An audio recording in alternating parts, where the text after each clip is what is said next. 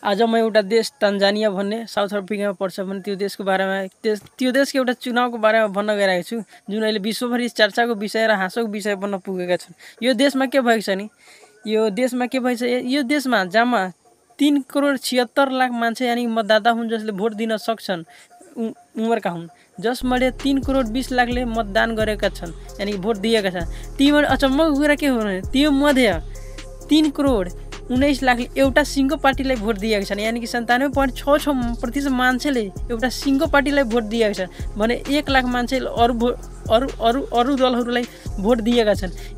यो विषय यहाँका निर्वाचन आयोगले प्रकाशित गरे अनुसार गरेपछि नै यहाँ विश्वभरि हलचल गर्न मजाको रूपमा लिइसकेर एउटा यति पनि लापरवाही हुन्छ र निर्वाचन गराउनमा।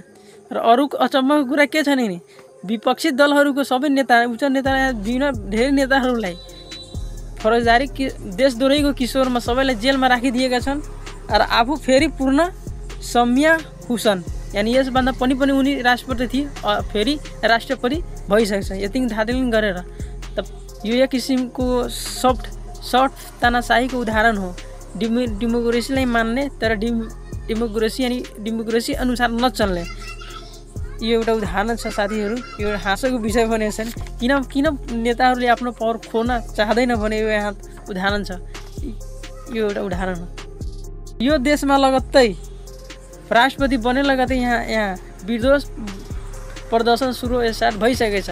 अहिलेसम्म यहाँ करिब न्युज मिडियाहरूको अनुमानित आँकडा अनुसार यहाँ 700 देखि 800 मान्छेसम्मको अहिले मृत्यु भइसकेका छन् भने अझै घाइता छन्।